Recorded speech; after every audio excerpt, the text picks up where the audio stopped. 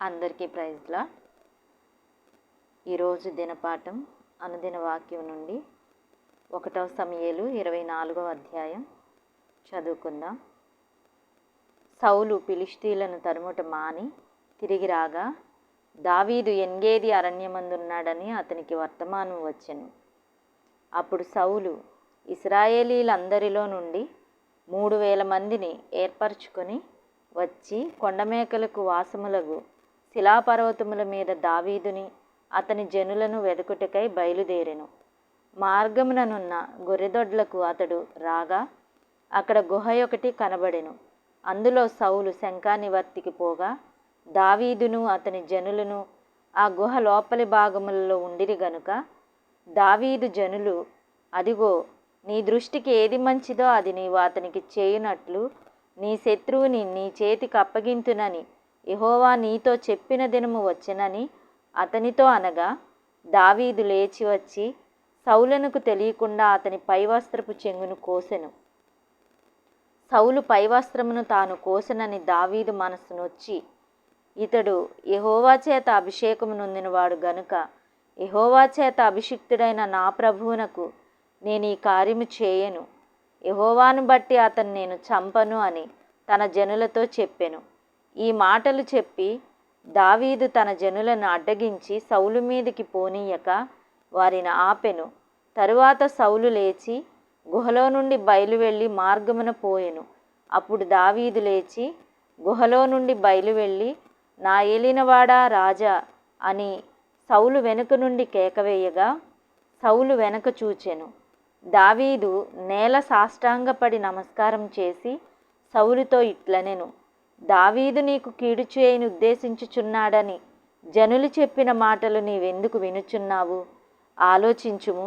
ఈ దినమున యెహోవా నిన్ను ఎలాగు గుహలో నా చేతికి అప్పగించెనో అది నీ కండ్లారా చూచితివే. కొందరు నిన్ను చంపుమని నాతో చెప్పినను నేను నీ యందు కనికరించి ఇతడు యెహోవా చేత అభిషేకము నొందినవాడు గనుక నా ఏలినవాణ్ణి చంపనని నేను చెప్పి తిని. నా తండ్రి, చూడుము, ఇదిగో చూడుము, నిన్ను చంపక నీ వస్త్రపు చెంగు మాత్రమే కోసి తిని గనుక నా వలన నీకు కీడు ఎంత మాత్రమును రాదనియు నాలో తప్పిదము ఎంత మాత్రమును లేదనియు నీవు తెలుసుకొనవచ్చును. నీ విషయమై నేనే పాపమును చేయని వాడనై ఉండగా నీవు నా ప్రాణము తీయవలనని నన్ను తరుముచున్నావు. నీకును నాకును మధ్య యెహోవా న్యాయము తీర్చును. యెహోవా నా విషయమై పగ తీర్చును గాని నేను నిన్ను చంపను. పూర్వీకులు సామ్యము చెప్పినట్టు దుష్టుల చేతనే దౌష్ట్యము పుట్టును గాని నేను నిన్ను చంపను. ఇశ్రాయేలీల రాజు ఎవని పట్టుకొని బయలుదేరి వచ్చి ఉన్నాడు? ఏ పాటివాన్ని తరుముచున్నాడు?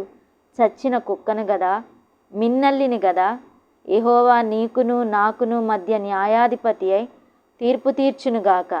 ఆయనే సంగతి విచారించి నా పక్షమున వ్యాజ్యమాడి నీ వశము కాకుండా నన్ను నిర్దోషినిగా తీర్చునుగాక.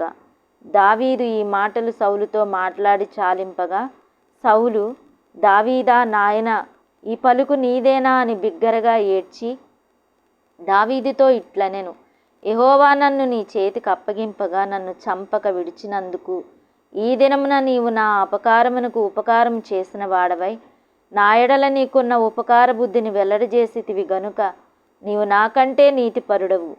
ఒకనికి తన శత్రువు దొరికిన ఎడల మేలు చేసి పంపివేయినా ఈ దినమున నీవు నాకు చేసిన దాన్ని బట్టి యెహోవా ప్రతిగా నీకు మేలు చేయునుగాక. నిశ్చయముగా నీవు రాజువగుదువనియు ఇశ్రాయేలీల రాజ్యము నీకు స్థిరపరచబడుననియు నాకు తెలియను. కాబట్టి నా తరువాత నా సంతతి వారిని నీవు నిర్మూలము చేయకుండునట్లును నా తండ్రి ఇంటిలో నుండి నా పేరు నీవు కొట్టివేయకుండునట్లును యెహోవా నామమున నాకు ప్రమాణం చేయుము. అంతటా దావీదు సౌలునకు ప్రమాణం చేసెను. అప్పుడు సౌలు ఇంటికి తిరిగి వచ్చెను. అయితే దావీదును అతని జనులను తమ కొండ స్థలములకు వెళ్ళిపోయిరి.